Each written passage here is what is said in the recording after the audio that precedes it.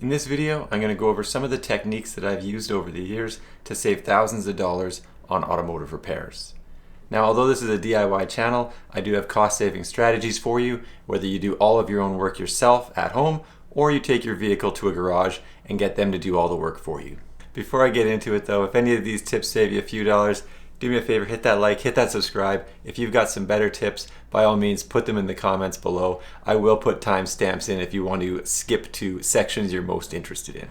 Now, my first and potentially most significant observation is that car dealerships are not the same as Walmart and Target and McDonald's. And what I mean by that is that if you have 3 McDonald's or 3 Walmarts in your town, there's a reasonable expectation that they all have the same pricing on the same items. If you go to one, it's going to be the same price as the one across town or down the street.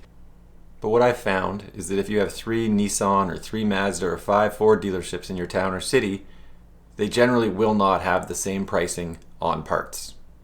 Over the last few years, I've lived in Edmonton, Toronto, Ottawa, and I've driven Hondas, Mazdas, and Nissans, and I can say most emphatically that none of those dealerships in any of those cities had consistent pricing on any of their parts at any time. But because we go to stores like Walmart and Target and McDonald's, where they do have consistent pricing between stores in a geographic area, we're programmed to think that any Mazda dealer, any Honda dealer, any Ford dealership in the same city is going to have the same price because that's what you expect from a chain store. So my suggestion, for example, if you have a Mazda, is that you call all of the Mazda dealerships that are in your city and get a price quote on the specific part that you need. Now, in general, I call the dealership I want to go to the least first, which is usually the one furthest from my house, and I call the one that I want to go to the most, which is usually the one closest to my house, last. That way I know all the prices across the city, and then when I'm talking to the dealership that I actually want to go to near my house, I'll already know all the prices across the city, and I could tell them that there's other Mazda dealerships that are charging less for the same part, and I can ask them to price match. This strategy has worked for me, and if they say no, I just go to the place that has the lower priced part. Now, my second suggestion ties into the first one, and it is to do price matching or ask for the dealership to beat other competitors' pricing. This can be difficult because it needs to be the same part, same make, same model, all that kind of thing. But I have had success with this specifically on car tires. And I've had Nissan and Honda do a 5% price beat against the best price I could find in the city, which is a reasonable deal for vehicle tires. Now, my third point isn't dealership specific, but rather it's generally true for all parts stores. And that is that if a part is very expensive, you just can't afford it, they generally have lower priced versions of that part, but you do need to do a little bit of research and understand why it's lower in price. There are some lower priced parts that operate the exact same as the full price version and have the exact same service life. But at the same time, there's value products that actually have shorter lifespans, and you need to be careful with that so that you don't buy something that you have to replace multiple times where you could have just spent a little more up front and had something that actually lasts longer. And just to close up on this one, I have found that both Nissan and Mazda stock lower price parts, but oftentimes do not mention that they have a lower price part in their store when they give you your quote. So they'll quote you on the full priced version when they also have a lower priced version that they did not mention. Now, my fourth tip is to know the shop rates in your local area. And this goes both for dealerships and just local garages. Now, generally speaking, the rates are close within a geographic area. Sometimes there are large differences. And since the labor rate is oftentimes the largest expense in your automotive repairs, knowing the rate will go a long way to helping you keep your costs down by avoiding those places that have very high hourly rates. Now, my fifth tip is don't get sucked into doing every single additional piece of work that gets recommended to you by a garage when you go in to do an oil change or some other minor servicing.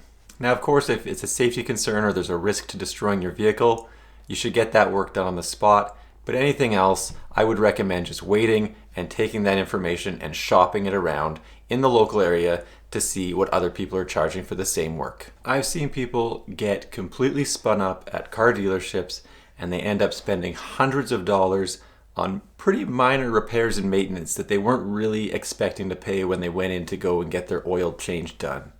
So if you don't know if a repair is really a safety concern or it's putting your vehicle at grave danger, phone a friend, ask somebody else what they think, and don't get sucked in to just every single piece of additional maintenance that a garage throws at you every time you get your oil change done. But consider it, shop it around, see if you can get a better price on it. Now my sixth tip is to keep up on the general maintenance on your vehicle. If your car breaks down and ends up on a lift at a garage, you pretty much have to pay what they're asking for. Because generally speaking, it's not worth it for you to get a tow truck to bring your car from one garage to another just to save a few $100 that you just spent on your tow truck. So avoiding a complete breakdown in your vehicle will help you save a lot of money and a lot of pain later. So keep up on your maintenance and try to avoid a total breakdown of your vehicle. Now my next tip is to buy an OBD2 code reader. This will allow you to check codes and clear warning lights and check engine lights and avoid these minor trips to the garage where they're going to charge you $50 just to check the code every time you have a warning light go off in your vehicle. I recommend looking for a decent version of one that's on sale and get it when it's at 50% off. If you have a car that's 10 years or older, I guarantee it's going to throw a check engine light at some point in time, and buying an inexpensive OBD2 code reader will save you money in the long run. My next tip is to plan your maintenance and watch for part sales in your local area. I always wait for oils and filters and those kind of items to go on 50% off sales, and then since I've already planned my schedule, I'll buy the items a few weeks in advance if I see they're on a good sale, put in my garage, I'll do the work a little bit later. That's one of the biggest ways to save the most amount of money, especially if it's on the recurring maintenance that you're supposed to be doing every 5,000 miles, every 10,000 miles, that kind of thing. You know it's coming, you see the sale, I recommend work around the sale schedules. My next tip is to buy online, but be careful when you buy online. As long as you know the part and part number that you need to order, I find that stores like Rock Auto are great places to order from. Even here in Canada, where I have to pay exchange rate and duty, I find the prices on the parts at places like Rock Auto are generally far less expensive than the equivalent part here in Canada. For Amazon, my recommendation is that you exercise caution when ordering parts from there. Some of their parts are crazy cheap, but they're not actually from the company that they're claiming to be from. They're just knockoff parts that do not last long, and I have made that mistake more than once. Some parts are notorious for being knockoffs, like the NGK Iridium spark plugs. Just be careful. I found that Rock Auto always ships legitimate parts, and I'm sure there's other parts stores as well. I'm not aligned with Rock Auto in any way at this time. Tip number 10 or something is I always like to go to the local pick and pull scrap yards for certain parts. I find that they can be a gold mine if you have a popular older car, but are less useful if you have an obscure or really new car.